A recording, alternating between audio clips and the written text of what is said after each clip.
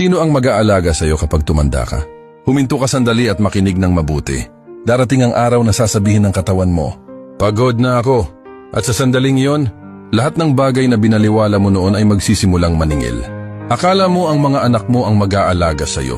Pero balang araw, magkakaroon din sila ng sarili nilang buhay, problema at mga responsibilidad na pasan. Akala mo sapat na ang pagmamahal ng partner mo. Pero iba ang realidad kapag araw-araw ng pagod at hirap ang kailangang harapin. Akala mo may sistema o pensyon na sasalo sa'yo. Pero ang totoo, walang darating para iligtas ka.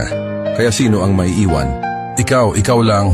Tinuruan tayo ng mundo na ibigay ang lahat sa iba at ibabalik. Daw yun ang buhay balang araw.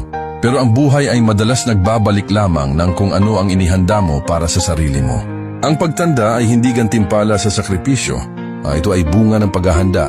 Ang mag-aalaga sa iyo balang araw ay ang mga ginagawa mo ngayon.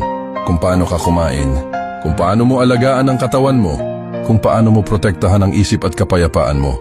Bawat shortcut ay may kapalit na utang sa katawan. Bawat dahilan ay nagiging consequence paglipas ng panahon. Ang pagtanda ay hindi nagsisimula sa edad na 70. Nagsisimula ito sa araw na tumigil kang alagaan ang sarili mo. Kaya kumilos ka habang kaya mo pa. Kumain ka na parang nakasalalay dito ang buhay mo. Dahil totoo naman, lumayo ka sa mga bagay at taong sumisira sa enerhiya mo. Matutong mapag-isa ng hindi nakakaramdam ng lungkot.